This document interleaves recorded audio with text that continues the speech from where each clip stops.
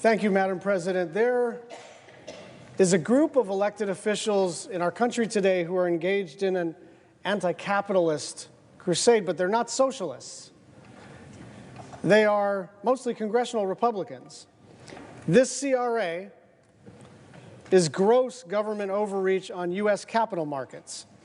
It is designed to prevent pension plans from pursuing environmental, social, and governance, or ESG, investing.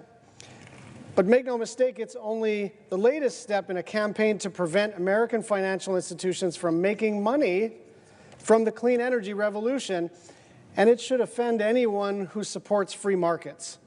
The reason this is happening is that the fossil fuel industry faces a risk wall, where the risks associated with climate change are clear enough that retirement plan sponsors may want to consider them when investing assets. The Trump administration banned them from doing so, implementing a rule that pension fund managers couldn't consider ESG investing. The Biden administration's rule merely reverses this ban, going back to a neutral stance. Going back to a neutral stance, it's not telling them to do environmental, social governance goals. It's just saying, do whatever you want. It's none of our business. The federal government has no business in determining how pension funds deploy their resources. But rather than own up to the risks or reduce their emissions, the fossil fuel industry is trying to remove climate-related elements from risk consideration, and the Republican Party is helping. This closely coordinated effort is being driven by a network of dark money organizations fronting for climate denial groups. One attacker of ESG investing is the Rule of Law Defense Fund, the political arm of the Republican State Attorneys General Association, which urged people to come to the Capitol on January 6th and aid in the attempted overthrow of our democracy.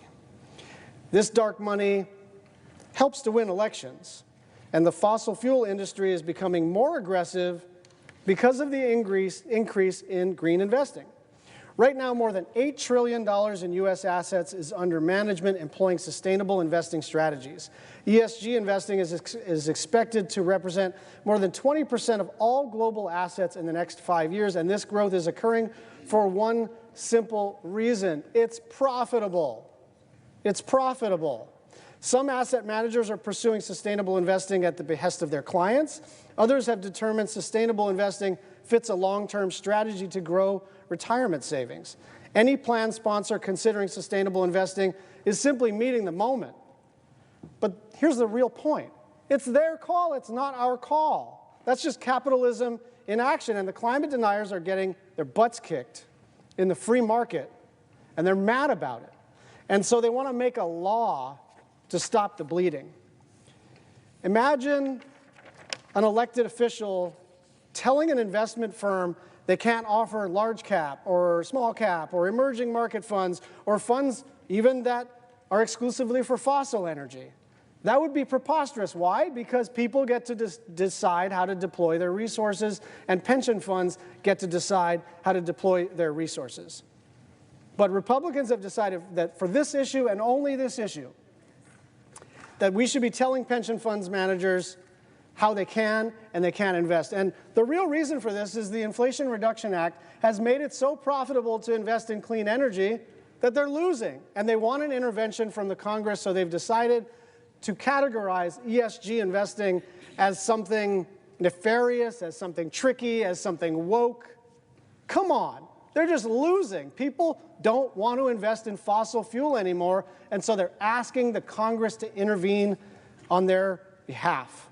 This is not how the free market should work. If this passes, it will force financial firms to punish Americans on behalf of the fossil fuel industry. We cannot be intimidated. We have to reject this. I yield the floor.